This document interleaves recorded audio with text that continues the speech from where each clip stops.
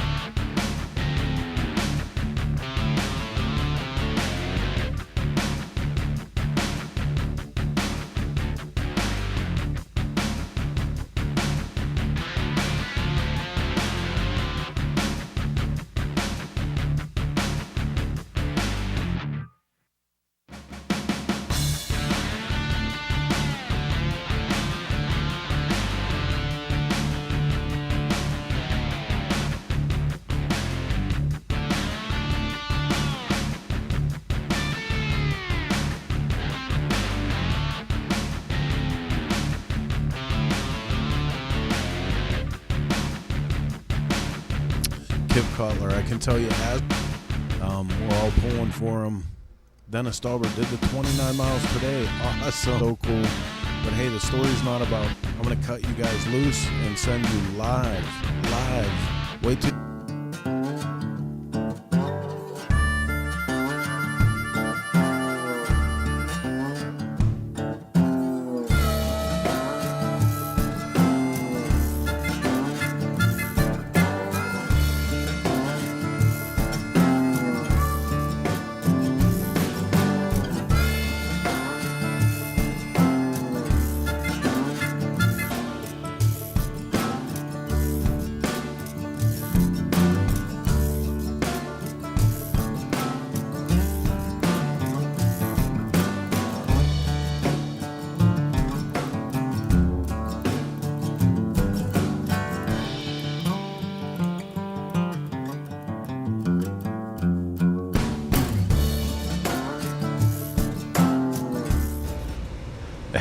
Hey everybody, what is happening? As you can see from some of our latest posts, we made a 294 mile trek today from Cape Girardeau, Missouri, all the way to here, right on this mighty lake right back behind us, Branson, Missouri. Hey, today was awesome. We'll get a little bit more into that here in a few minutes. I am Jason Sims. I am your host for tonight. I'm going to give you a live recap of what is happening on the cross-country chase. We have a lot of great information for you. We'll be interviewing some riders and some staff, and just bringing you some great content throughout the week. So, hey, let's start off with what happened yesterday. So, yesterday we had the first official launch of the 2021 chase. In Cape Girardeau at the Red Star Boat Access. I'm sure for you guys there from our last broadcast, the bikes had to do a 30-mile course, and anyway, it went very, very well. Unfortunately, we did have one person that did make it on the sweep trailer. We had a person that lost a coil last night, so today we started out from Cape Girardeau at about 7 o'clock this morning. Class 1, for you guys that don't know, Class 1 is motorcycles that are 500 cc and less. Class 2 is the 500 to 1000 cc class, and then Class 3 is everything that is over 1000 cc. So everything great this morning. We had a beautiful route from there to cat video of our exact route from the last 295 miles. Let's roll this. So as you can see here, we take off from Cape Girardeau. We make about a 78 mile trek just right past Piedmont, Missouri, where the riders actually had to stop and take one part of their challenge, which is the daily quiz. The quiz today consisted of 12 questions, 6 of them being early American history and 6 of them being geographical of what happened over the last few days as riders were coming to Cape Girardeau. So as you can see, we are in some of the greatest 2-lane back roads of America. I mean, just take a look at this this trip that we did, the elevations that we did, unbelievable. And really today was, in my opinion, probably was unbelievable. We had a lot of rookies that were very, very nervous at first, and they did great. Ended up having 5 motorcycles on the sweep trailer, which isn't bad. I mean, considering exactly everything that everybody was going through, the terrain that we were going through, the extreme heat.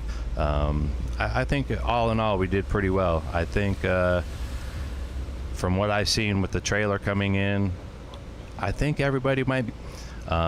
Let me bring in one of my first guests here, a first-time rider to the cross country chase. He's also been a very, very long supporter of the event, of both the chase and the Cannonball. I'm joined today by Greg Allen. Greg, how's it going today? Actually, it's going really well, Jason. Is it? Yep. So tell everybody out there exactly what you're riding this week.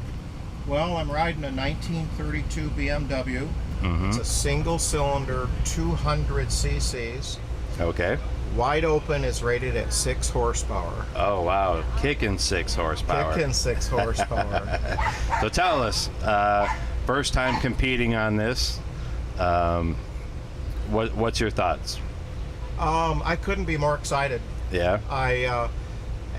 I've been involved with the Cannonball and the chase from a sponsorship standpoint, and all along I've wanted to be a competitor. Oh, yeah? And it finally came together.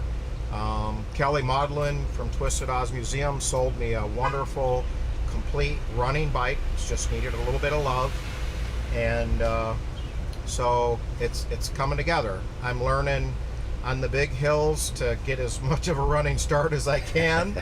And sometimes I'm all the way down to first or second gear before I get to the top. But that was to be expected with a small bike. Right. So let's start out at the beginning of the day of course, you're a Class 1 bike, so you're one of the first bikes to get out of there. Tell us about maybe the first 30 minutes of the ride. First 30 minutes is kind of just taking it really easy, giving the bike lots of time to get warmed up and settled in, so that the piston clearance is a little bit loose, and so it takes about that 20-30 miles before it's fully up to temperature and kind of quiets down and settles in, and then part of it is seeing if there's another rider that you can ride with who's going to run about the same speed, right, up hills and down hills.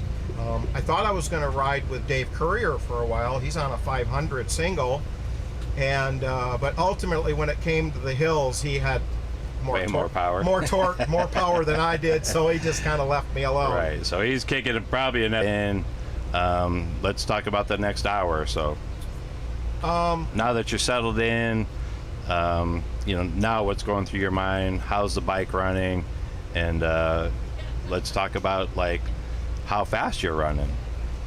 Well, with my practice and preparation, I had kind of settled in that I was going to run somewhere between 38 and 42 miles an hour, because I still wanted to always have a little throttle left, so I wasn't actually running around 40, 41, sometimes 42, and and it was running good. And I just kept reminding myself, there's 5 more days.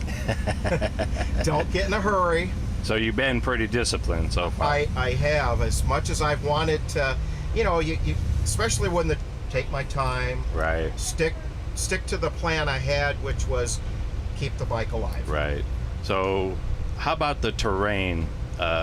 Is what we went through today exactly what you expected?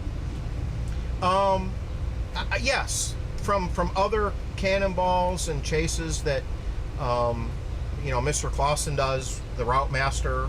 He always seems to find us beautiful roads that are uphill and down, and the switchbacks are fun. Right. And coming from Michigan, the one thing that isn't here is potholes. These roads today were like glass, weren't they? Oh, they were beautiful. I mean, the curves had nice banks to them, so you could just drive it right in deep, and didn't have to worry about, because it's steep enough, the rain washes the sand off, so you don't have to worry about dirt in the corner. Right. And I don't know if you experienced this, I'm sure you did. There was at times this or trying to pass us. Yeah, that was wonderful. Right. It was nice. It was just us. Oh boy. Let's talk about your experience with the knowledge part of this. The history of ladies and motorcycling. You're kind of in a hurry on the chase in the last time we ran. So, and there wasn't any real shaft drive. Mm-hmm. That was a good question. Wasn't Yeah. it? And if I got it right. Exactly. So I a didn't lot of people remember that. think that it was to compete with BMW, which was false. No, it was because of the sand. Yep, exactly. So you got one right. I got one right. That's right. Hey, I did get some results back from the test today. We did have 2 people that scored a 10 out of a 12, and the worst person only had 2 out of 12. So on last year's test, nobody ever got a perfect score for the day. Okay. And then last year we actually had people that got 0 right. So far we're on a good track. Okay. So I'm probably in the middle someplace. You could be in the middle somewhere. Yep. So. All right. Now you're one of those bikes that's handicapped really high, just because of the age of the motorcycle and also the displacement. So I think as we started the event, you were at one of the top people in the top standings. How do you think you're going to hold on to that? Just by being disciplined riding? Are you going to go back to the room tonight and do some more studying to try to keep up on those quiz questions? Oh, there won't be any more studying for the quizzes. Tonight I'm putting one of the rear bearings back on the bike. I found one of the nuts on the bearing had worked loose, so we're putting that back together. Okay. And Todd Cameron, who is our reigning champion, Right. and I were tied with 18 provisional points when we started. Mm-hmm. So, Todd and I have a very friendly but professional competition here. Right.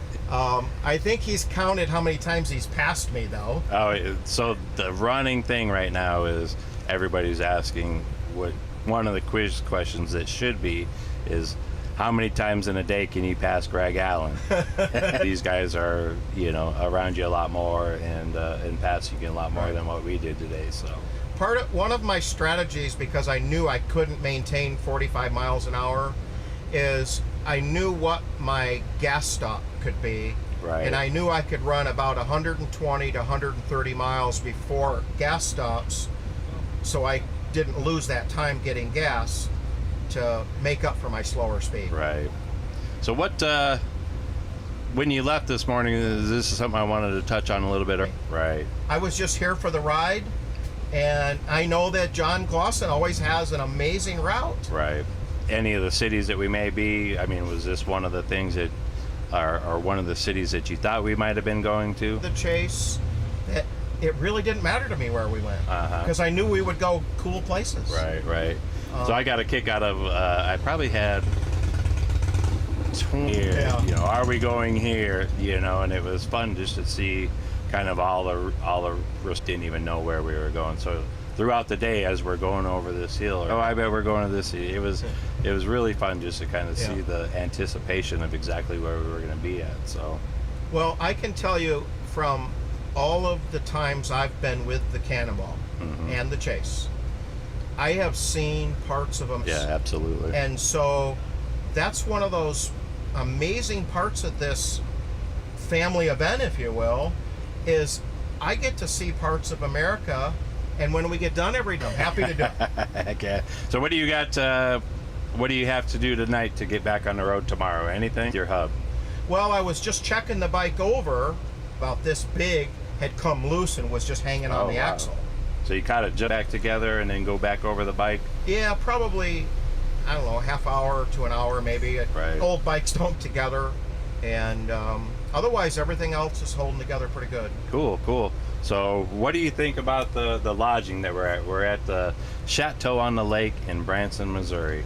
What do you think of this place? Oh, this is Class A stuff here. Isn't it? Oh, it's pretty man. fancy, isn't it? I got a suite. Oh, wow.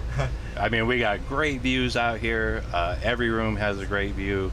A beach down below. This place is amazing. I mean, the staff is very friendly here.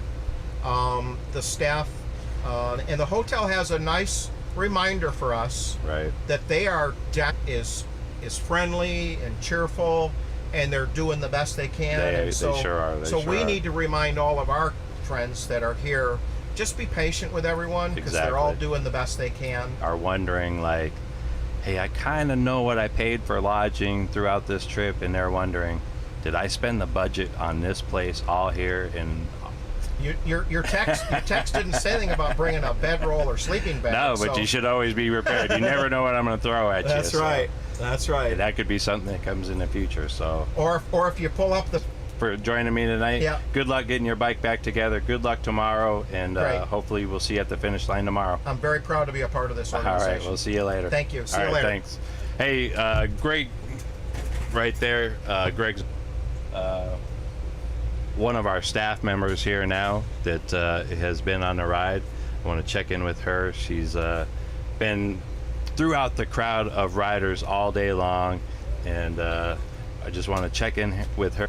So we're joined here by Vicki Sanfilippo. She is our health and wellness person on this ride. She does an amazing job for us.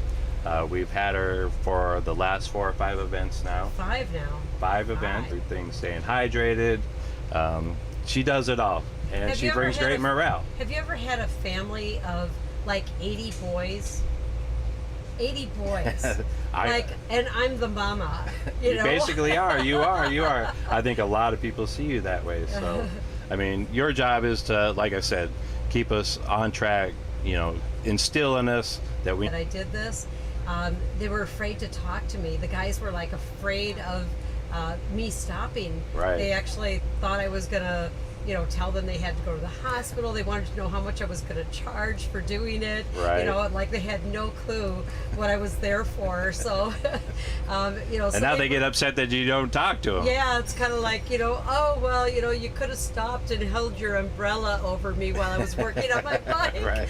Their bikes and just go. And, everybody was enjoying the sweeping curves. And the impression I got at the end of the day was, wow, this is really cool. And when we pulled into the hotel, like, you really knocked it out of the park. They didn't know what to expect. But, Right. there were the route itself was absolutely gorgeous. Oh, it was today, wasn't And it? today wasn't quite as hot as yesterday. Yesterday a little bit. We were out in the hills. It was just a gorgeous day. Right. Everything I did notice that a lot this morning as people were coming to the starting line, especially for the newcomers and even some of the veterans. I mean, after what happened yesterday of being so hot out there and just sweating all day, what was coming today? Were they going to experience some more? Yeah.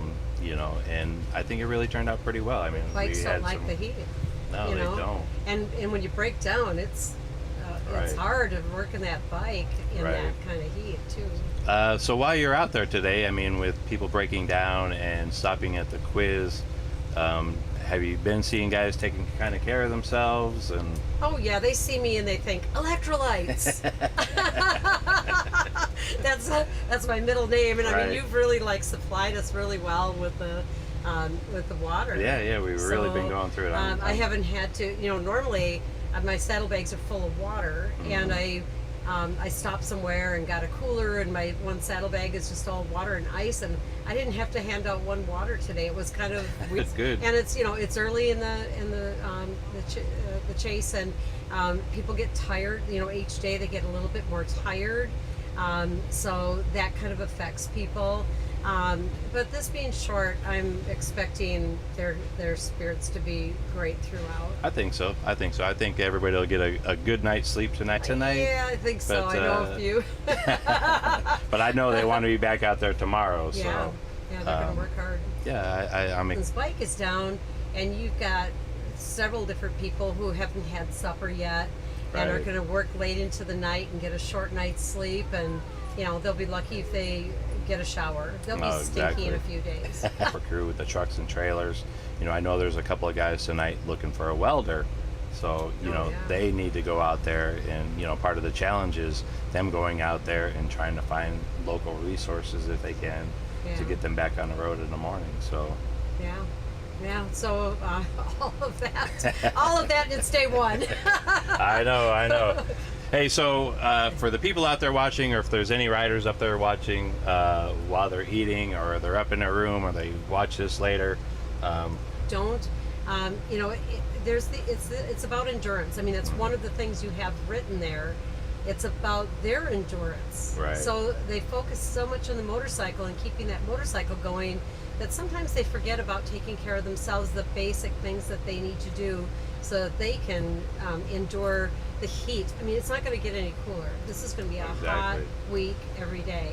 And when people think hydration, they're just always like pounding water, and they cool air here and there. So I would say just as much as you want to just race to the next location and get to the end spot so you can check into your hotel, take some of that time so you can not push yourself to the breaking point. Exactly. That's a great tip for everybody out there. I mean, even the general public that's joining us tonight. To And tell me a little Band-Aid box that Barry Wardlaw gave me. Oh, really? An antique Band-Aid box. Oh, no kidding. What, like Yes. one of the actual tin ones? Yes, tin ones. Yes, that I think it's got a little Snoopy or something on it, but it might have been before Snoopy. Uh-huh. So, he said it was antique because he had it when he was a kid. Oh, no. Yeah. He's If got anybody that can do motor- it, he can definitely do He's it. got the motor torn apart in the parking lot. Already, huh? He's got the heads off. He's working on the valves. Oh, and, wow. Yeah. If anybody can do it, he can. He can do it. The race is on. Yeah, I bet. Okay. All right. Thanks, Vicki.